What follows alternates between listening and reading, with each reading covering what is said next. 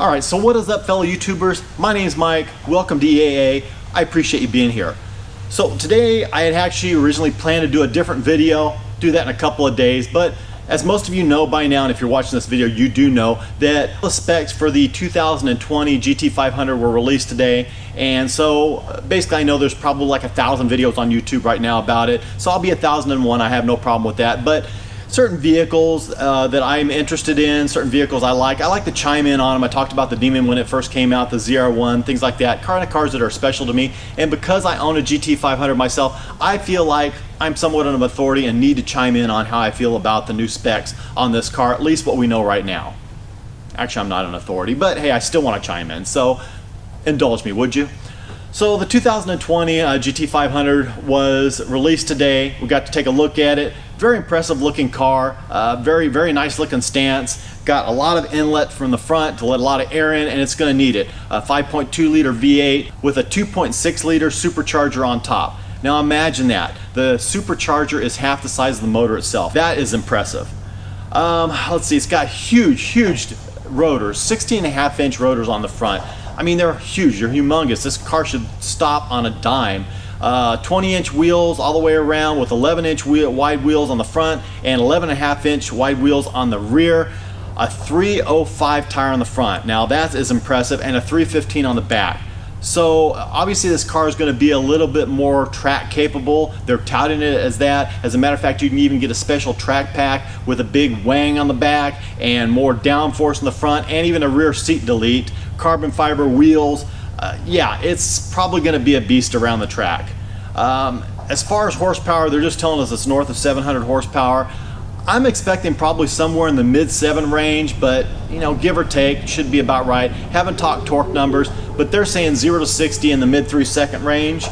That's impressive. Quarter mile in the sub 11 second, so I'm thinking probably right around a 10.9, 10.95, somewhere in that area. Definitely an impressive beast, an impressive car. I'm looking forward to seeing one. I'm looking forward to seeing one out there, but let's talk about the negative about it. Car's only coming in a 7-speed automatic. Now, I've got nothing against automatics. They're great transmissions in today's world, especially with the dual clutch that this one's coming with. They shift faster than manual transmissions. They do better on gas. They're just better all over as far as that goes. But call me old school, I like a manual transmission.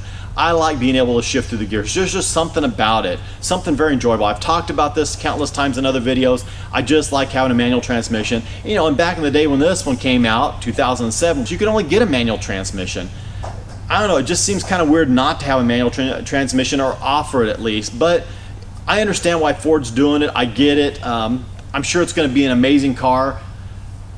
I'm sure people are going to really enjoy it. You know, for the price, probably I'm going to guess somewhere in the mid $70,000 to $80,000 range. It'll be an impressive car. Unfortunately, there's going to be huge dealer markups. People are going to be clamoring for them initially. So I can definitely bet that you're going to pay in excess of $100,000 if you want one right now. If you want to hang out, you want to wait, maybe catch a good used one, a good deal on that, then yeah, you can get a pretty good deal. So the big question is, will I be getting one? Absolutely not. I have no desire to go out and spend that kind of money in the first place. You know, to me, I don't know if I'm going to be able to get past the fact that the GT500 is not a manual transmission, or doesn't offer a manual transmission.